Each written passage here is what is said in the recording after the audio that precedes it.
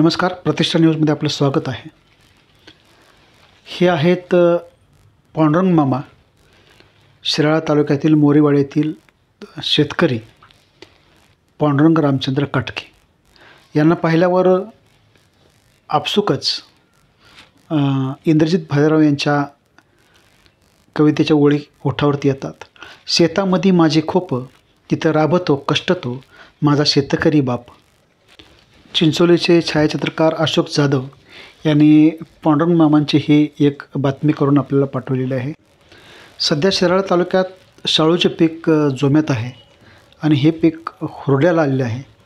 पाखरापासून रक्षण करण्यासाठी सकाळी आणि संध्याकाळी पांडुरंग मामा पिकाचे राखण करताना आपल्याला दिसतात. 70 वयाच्या पांडुरंग काटके या पांडुरंग मामांनी, शेतकऱ्यांनी थकलेल्या शरीराने रानाच्या चारी बाजूने फिरून पिकाचे राखण करणे जमत नसल्याने एक अनोखी शक्कल लढवत एक जुगाड केलेला आहे.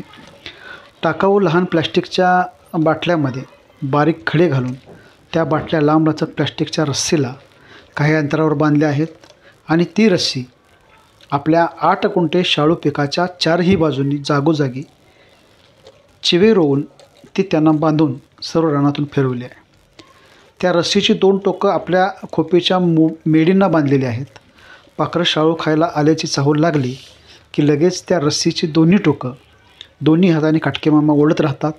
त्यामुळे खडे घातलेल्या प्लॅस्टिकच्या बाटल्या खुळखुळू वाजल्यासारख्या वाजतात आणि त्या आवाजानं पाखरं पळून जातात आणि झाडं पानाशी नातं सांगत पांडुमामाचं मातीत झिजलेलं शरीर गाळलेल्या कष्टाच्या घामातून मनातल्या मनात गात राहत.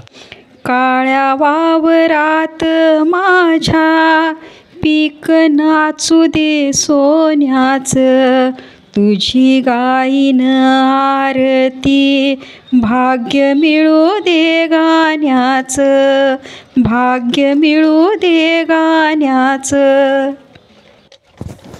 पांडुरंग मामांशी अशोक जाधव यांनी संवाद साधलेला आहे की आत्ता त्या 70 वर्षे वयामध्ये नेमकं काय करतात, त्यांचा जीवन संघर्ष कसा चालू आहे हे मामांनी आपल्याला सांगितलेलं आहे.